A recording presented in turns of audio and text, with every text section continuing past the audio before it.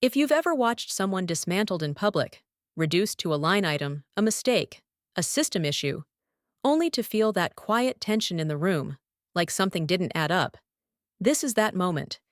Because what looked like a simple resignation wasn't a loss, it was a transfer of control, and no one on that call understood it. Yet, the screen was already live when she joined. 32 tiles, executives, directors, regional leads, some with cameras off, some frozen mid-blink, others leaning too close to their microphones like proximity could substitute authority. The kind of call where decisions weren't discussed. They were staged. At the center, the CEO. Perfect lighting, perfect posture. A tone sharpened not by urgency, but by performance. This wasn't about solving a problem. It was about demonstrating control. "Let's not overcomplicate this," he said, tapping something off screen. "We've reviewed the system logs. We've reviewed the delays. And frankly," a pause, not accidental, measured. "Your system is trash." The word landed with surgical precision. Not loud, not emotional, just final. A few cameras flickered. Someone shifted in their chair. One of the VPs glanced sideways, as if checking whether reaction was permitted. No one spoke, because everyone understood the structure of moments like this. There was no response expected, only absorption. She didn't interrupt, didn't defend, didn't even adjust her posture, just listened. And that, more than anything, unsettled the room. Because silence, in the wrong place, creates questions no one wants to ask. The CEO continued, now pacing verbally, layering conclusions over assumptions like they were interchangeable. "Core operations have been bottlenecked for months. We've tolerated it. We've given time. But at this level, this kind of inefficiency is unacceptable." He didn't look at her directly. Not really. He was speaking to the audience, to the board members silently observing, to the managers who would repeat this narrative later, to the version of the story that would outlive the call. "And effective immediately," he concluded. "We're restructuring, starting with ownership of this system." Ownership.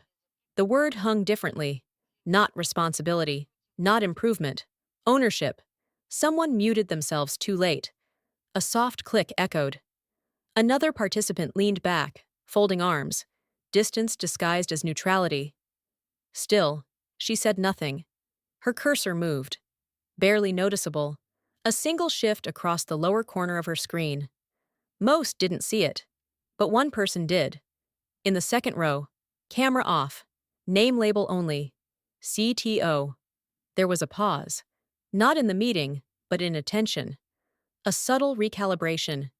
Because in environments like this, it's never about what's said. It's about what isn't being questioned. The CEO leaned forward slightly, voice tightening into conclusion.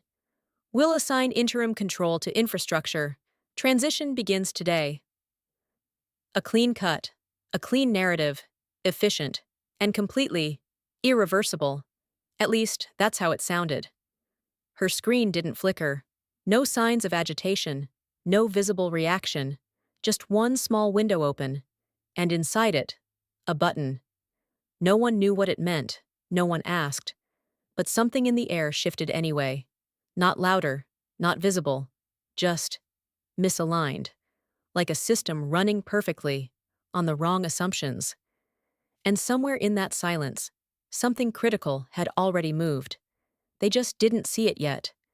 There's a specific kind of silence that follows a public decision. Not relief, not agreement, compression. Like the room is holding its breath, not because it agrees, but because it hasn't processed what just happened. The CEO moved on. Slide change, metrics, forward motion. Because in his model, momentum validated authority. If you didn't pause, nothing could push back. "Next quarter projections," he said, already detached from the previous exchange. "We're expecting stabilization once the transition is complete." Transition. Again, that word. Clean, controlled, predictable. Except, nothing about what had just been triggered was predictable. Her cursor hovered for a fraction longer. Then, click, no sound, no animation, no announcement. But on her screen, a confirmation window appeared. Resignation submitted. No message attached. No justification. No farewell. Just a timestamp. And a system response. Pending acknowledgement. She didn't close the window. She didn't minimize it. She left it there, quietly occupying space, like a variable introduced into an equation no one had recalculated yet. On the call, nothing changed. Not immediately. The CEO continued speaking, mapping confidence over uncertainty like a well-rehearsed overlay. And once infrastructure takes control, we eliminate the current inefficiencies at the root. At the root. That phrase would matter. But not yet. Because 7 minutes in systems time is a long interval, long enough for logs to update, for permissions to cascade, for dependencies to reevaluate their anchors. And somewhere, outside the visible frame of the call, Protocol Section 4 was no longer theoretical. It was active. The first signal didn't come as an alert. It came as absence. A dashboard tile, usually green, shifted to gray. No error, no warning. Just no data. One of the analysts noticed it, blinked, refreshed. Nothing. Assumed delay. Because systems lag sometimes. That's the safest assumption, until it isn't. 30 seconds later, another panel stalled. Then another. Not crashing, not failing, just not responding. A subtle difference. Failure demands attention. Silence delays it. On the call, someone in operations muted themselves, then unmuted. Quick note, are we seeing a delay in core feeds? The CEO didn't pause. Probably residual from the current structure, he replied, almost dismissively. That's exactly what we're fixing. Nods. Agreement. Because confidence, when delivered cleanly, overrides doubt, at least for a while. But the CTO didn't nod. Still camera off, still silent. But now, active. His screen wasn't on the slides. It was somewhere else. Logs. Access layers. A section most people in that meeting had never seen, and never needed to. Until now. Another minute. Another absence. A report that should have auto-generated, didn't. A scheduled sync, skipped. And then, a message. Not in the meeting. In the internal channel. Short, precise. Core ops access. Unassigned. No name attached. No fallback. Just empty. The CTO's cursor stopped. Because now, this wasn't theoretical. This wasn't about performance. This was about architecture. He opened Protocol Section 4, scrolled once, then stopped at a single line. Read it again. Slowly. Because sometimes the most dangerous design isn't the one that breaks. It's the one that follows the rules. Exactly. On the call, the CEO was still speaking. And by end of day, we should see a clear improvement in throughput. He didn't finish the sentence. Not because he noticed, but because someone else did. A director this time. Camera on. Voice tight. Sorry, just to clarify, who currently holds execution access for core ops? A small question. Procedural. Routine. The kind that usually has an immediate answer. The CEO frowned slightly, just enough to signal interruption. Infrastructure will take it over. That's already been decided. A beat. Has it been assigned? The room shifted. Not visibly, but structurally.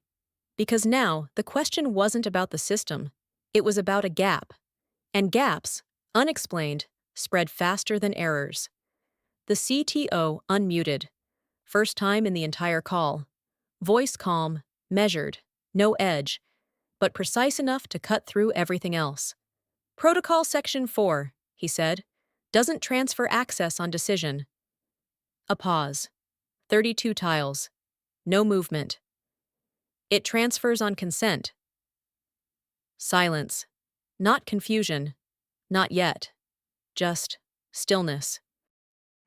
He continued, eyes still off camera, but focused on something far more exact than the call. And as of 7 minutes ago, a brief glance at the log. There is no active consent holder. The sentence didn't raise in volume. It didn't need to, because what it introduced wasn't noise, it was vacuum. And suddenly, everything that had sounded certain didn't move at all. If this moment felt precise, if you caught that shift from authority to dependency, stay with this story. Follow, like, and don't miss the next chapter. Because now it's not about what was said on that call, it's about what can't be executed after it. Silence didn't break, it reconfigured. 32 tiles, same faces, same positions, but the hierarchy inside the call had shifted, almost imperceptibly. Authority was still speaking from the top, but control had quietly stepped out of frame. The CEO leaned back, just slightly. Not enough for most to notice, enough for those trained to read posture under pressure. Then assign it, he said, tone flattening into impatience. We're not pausing operations over a technicality. Technicality. A dangerous word, used when the speaker doesn't fully map the system they're dismissing. The CTO didn't respond immediately. Not hesitation, verification. Because in systems like this, assumptions are the fastest way to cascade failure. A few keystrokes, another log window, cross-reference.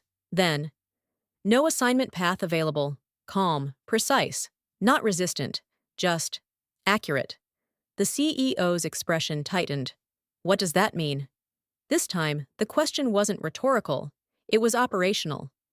The CTO shifted slightly, as if aligning his explanation not to the room, but to the architecture itself. Core Ops under Section 4 is not a transferable asset, he said. It's a consent-locked execution layer. It requires an active holder to authorize changes. A pause. Not for effect, for comprehension. And currently, he added, there isn't one. The sentence didn't escalate, but it expanded. Across every silent participant, because now, people weren't just listening, they were recalculating. A director opened a secondary dashboard. Another pulled internal docs. Someone in infrastructure finally turned their camera off. Focus over presence. The system wasn't failing. It was waiting, which, in operational terms, is worse. Failure triggers response. Waiting exposes dependency. The CEO leaned forward again, this time abandoning performance for control. Override it. Short, direct. A command designed to collapse complexity into action. The CTO exhaled quietly. Not frustration. Recognition. There is no override, he said. That's the point of Section 4. A subtle shift in the room, because now, it wasn't about a missing step. It was about a missing option. Then escalate it, the CEO pressed. Security, legal, I don't care. Unlock it. For the first time, the CTO's gaze lifted toward the camera. Not confrontational, but anchored. It's not locked, he said. Another pause. Longer this time. It's unheld. That distinction landed differently. Locked implies restriction. Unheld implies absence. And absence, by definition, cannot be overridden. Somewhere in the participant list, a name blinked offline, then back. As if even connection was being reconsidered. A notification appeared in the internal channel. Data pipeline, idle, awaiting authorization. Another, execution queue, pending, no active signatory. The language was neutral, but the implications weren't. Every second now wasn't just time passing, it was backlog accumulating. Invisible at first. Then, expensive. The CEO's voice sharpened. Who designed this protocol? Not curiosity. Attribution. The CTO didn't look at the logs this time, didn't need to. You approved it, he said. 2 years ago, post-incident. A flicker, memory trying to catch up with consequence. Designed to prevent unilateral control, he continued. Single-point dependency was identified as the primary risk. A quiet irony settled into the room, because now, That protection was the system, and it was working exactly as intended. The CEO didn't respond immediately. For the first time, silence wasn't imposed. It was unavoidable. A director spoke carefully. So, what's the recovery path? A reasonable question, late, but necessary. The CTO's answer came without delay. There are two. He raised a finger slightly, not visible to most, but enough to structure the thought. First, the previous consent holder reinstates access. No one needed clarification on who that was. The name didn't need to be spoken. It was already absent. Second, he continued, we initiate a full reauthorization cycle. Another pause. This one heavier. Estimated time, 48 hours minimum. 48 hours. In a system measured in minutes. In revenue streams calibrated to real-time execution. In contracts that didn't tolerate delay, they penalized it. The math didn't need to be explained. Everyone in that call could calculate it. And suddenly, the earlier words echoed differently. Your system is trash. Except now, the system wasn't reacting. It wasn't defending. It wasn't even visible. It was simply not moving. And everything built on top of it stopped with it. The CEO's gaze dropped briefly to something off-screen. Not notes, not slides, numbers. Because this was the moment performance ended and cost began. And somewhere, beyond the call, beyond the dashboards, beyond the metrics, a resignation form sat quietly. Acknowledgement still pending. No message attached, no explanation offered. Just a timestamp, and a system that had already accepted it. The call didn't end, but it stopped functioning as one. No one said it out loud, yet everyone felt it. The shift from presentation to containment. Slides were still open. The CEO was still there. The structure of authority hadn't disappeared, but it had lost execution. And in environments built on output, that distinction is everything. A new window appeared on several screens. Not shared, not announced, but noticed. Finance. The numbers weren't alarming yet. They were incomplete. A revenue stream that should have updated every 90 seconds had frozen on its last valid entry. No drop, no spike, just a timestamp that refused to move forward. One of the controllers leaned closer to his monitor, refreshing manually. Nothing. Again. Still nothing. Because systems don't always signal failure with noise. Sometimes they just stop confirming reality. Is this isolated? Someone asked quietly, almost as if volume could trigger a worse answer. No one replied immediately, because everyone was checking. Different dashboards, different layers, same pattern, idle, pending, awaiting. The CEO straightened, reassembling tone, posture, authority. Let's stay focused, he said. We're not going to overreact to temporary latency. Temporary. Another assumption. It sounded reasonable, until it didn't. The CTO didn't challenge it, didn't need to. He was watching a different screen now, not the absence, the accumulation. Because every second without execution doesn't disappear. It stacks. Queue depth increased by 3%, then 7%, then 12%. No alarms, just numbers, rising quietly. An operations manager finally spoke, voice tighter than before. We're seeing delays across 3 regions now. 3 regions meant it wasn't local. It wasn't a glitch. It was systemic. The CEO's jaw set. Reroute. Single word. Command level. The kind that assumes flexibility exists. It's already centralized, the CTO replied. There's no alternate path without core ops authorization. Another constraint. Another wall. Visible only when you try to move through it. A notification blinked in the internal channel. Client sync missed. SLA. Window breached. That one didn't go unnoticed. SLA. Service level agreement. The invisible contract behind every visible one. Break it once, there's tolerance. Break it systematically. There's consequence. The CEO's eyes flicked toward the message, then away, as if not looking at it could delay its impact. Contact the client, he said quickly. Manage expectations. Manage. A word used when control is already slipping. The director responsible for that account hesitated. On what basis? A small question. Precise. Because communication without resolution exposes weakness. Another notification. Secondary sync delayed. Escalation timer started timers. Now the system wasn't just waiting, it was counting. The CTO minimized one window, opened another. Contract layer, clause mapping, not to act, to calculate. Because once timers start, options narrow, and outcomes formalize. The CEO exhaled, slower this time. What's the actual exposure? There it was. The real question, not about systems, not about structure, about cost.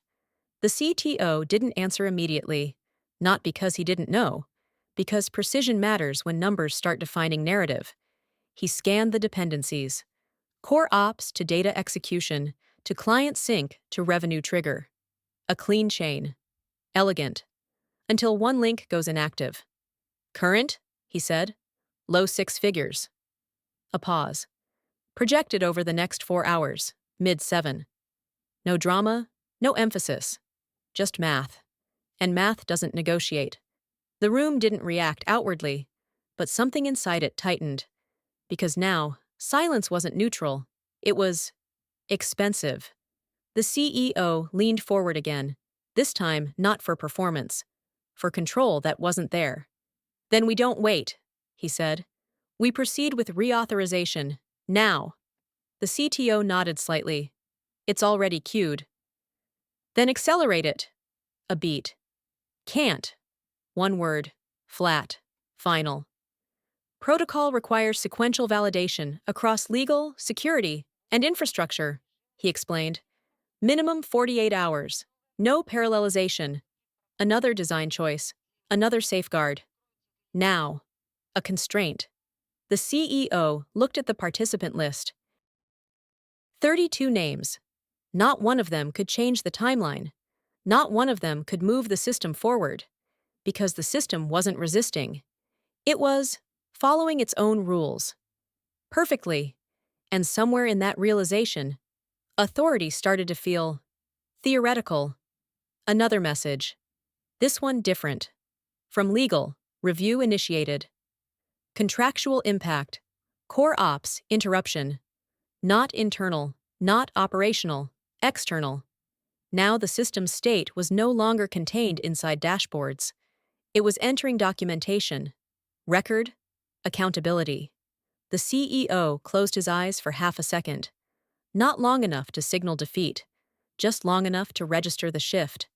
Because once legal appears, the story changes. It's no longer about fixing, it's about explaining. And explanations, under cost, require clarity no one had prepared for. He opened his eyes, looked directly into the camera this time, not at the room, through it. Bring her back. No name, no title, just direction. For the first time in the entire call, the system had pointed to a single variable. And it wasn't technical, it was human. The CTO didn't respond immediately. Again, not hesitation. Sequence. He checked one last field. Status. The resignation form. Still there. Still. Pending acknowledgement. He exhaled quietly, then spoke. She hasn't accepted the exit terms yet. A pause. Small, but precise. Which means, he added, she's still the last valid consent holder. Silence, not empty, defined. Because now, everything that had stopped had a direction. They just didn't know if it was still reachable. The room didn't react immediately, not because it didn't understand, but because it did. Too clearly. Everything had just narrowed to a single dependency, not a system, not a protocol, not even a failure. A person. The CEO's expression didn't change much, but the tone did. Less projection, more calculation. Then call her, he said. Simple. As if proximity could solve architecture. No one moved right away. Because everyone in that call understood something unspoken. This wasn't outreach. This was reversal. The director from HR hesitated, then unmuted. We should align on messaging first. Careful wording. Translation. Control the narrative before contact. The CEO didn't look at her. No, he said. We align after. Another shift. Because when sequence breaks, priority reveals itself. The CTO was already typing, not an email, not a formal channel, direct line, because formal processes assume stability. And this wasn't that. A dial tone, muted on the call, but visible in posture, in stillness, in 32 participants suddenly focused on something none of them could see. One ring, two, three. No answer. The CTO didn't react, didn't redial immediately. He checked something first. Status. Still pending, still active. Still. Hers. She sees it, he said quietly. No response. The CEO's jaw tightened. Try again. This time the CTO didn't dial. He waited. A decision, not a delay. Because pressure, applied incorrectly, pushes away. Seconds passed. Longer than before. Because now, time wasn't abstract. It had cost attached to it. A new notification appeared. Queue depth, 31%. Critical threshold. Approaching someone in operations, whispered something off mic. Didn't matter what. The tone said enough. The CEO leaned forward, elbows now on the desk. No longer performing, engaging. Put it on speaker. The CTO glanced at the screen, then nodded. Second attempt. The call connected. A soft click. And then, silence. Not absence. Presence without response. A line open, listening. The CEO didn't speak immediately. For the first time, he calibrated. Because tone, now, had consequence. This is unnecessary, he began. Controlled. Measured. We're addressing the situation. There's no reason to delay operations. No accusation. No acknowledgement. Just positioning. Silence on the other end. Unchanged. The CTO watched the status panel. Still active. Still valid. Still ungranted. The CEO's voice shifted, slightly softer. We can restore your access and proceed with transition. Nothing here needs to escalate. Transition. Again that word. But now, it sounded different. Less like control, more like negotiation. The line remained quiet, but not passive, because silence, in the right position, is leverage. Another notification. Client escalation, level 2 initiated. That one hit, not loudly, but directly, because level 2 meant visibility beyond operations, beyond internal containment. Now it was spreading. The CEO exhaled. Slower. Tell us what you need, he said. There it was. The inversion. From directive to request. The shift no one had planned for. A faint sound on the line. Not words. Movement. Presence. Adjusting. Then, finally, a voice. Calm. Even. Unhurried. You already decided I wasn't needed. No anger. No edge. Just clarity. The room didn't breathe. Because now, this wasn't about systems anymore. It was about alignment between what was said and what was required.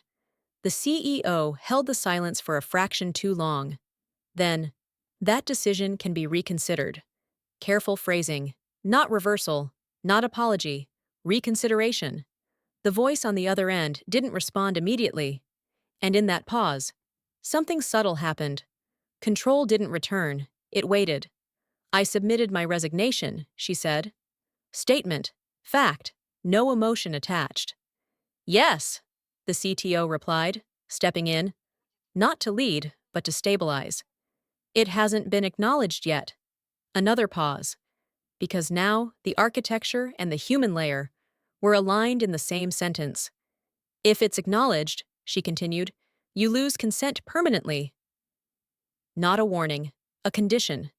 The CEO closed his eyes briefly, this time longer, because now the cost wasn't projected.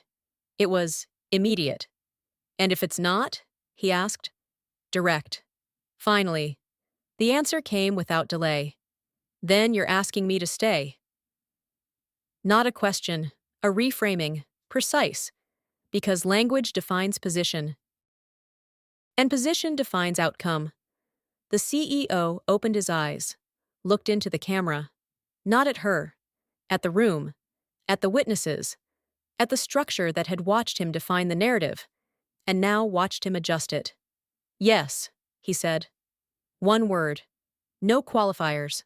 No performance. Just alignment with reality. Silence again. But this time, different. Not empty, not tense, decisive. Because now, the system wasn't waiting. It was balanced. Between two outcomes: execution or acknowledgement. The voice on the line returned. Same tone, same control. Then don't process the resignation. A pause. Small, but exact. I'll restore consent. The CTO's cursor moved instantly. Not hesitation. Execution. Status changed. Core ops access. Active. Consent granted. The dashboards didn't light up. They resumed. Quietly. Data flowed. Queues decreased. Timers stabilized. Not dramatic, precise. Because systems don't celebrate recovery. They continue. The CEO didn't speak. Not immediately. Because now, anything added would define more than it fixed. The line disconnected. No goodbye, no closure, just completion. The CTO leaned back slightly. First visible release of tension. Not relief. Resolution. On the main dashboard, numbers began to move again. And in that movement, something became clear to everyone on that call. The system had never been trash. It had been owned, just not in the way they thought. And somewhere in the logs, one line remained unchanged. Resignation, pending acknowledgement, untouched, unclosed. Still, hers. No one mentioned it. No one needed to. Because now they understood. Some decisions don't end when they're made. They wait. Until the person who actually holds control decides what they mean.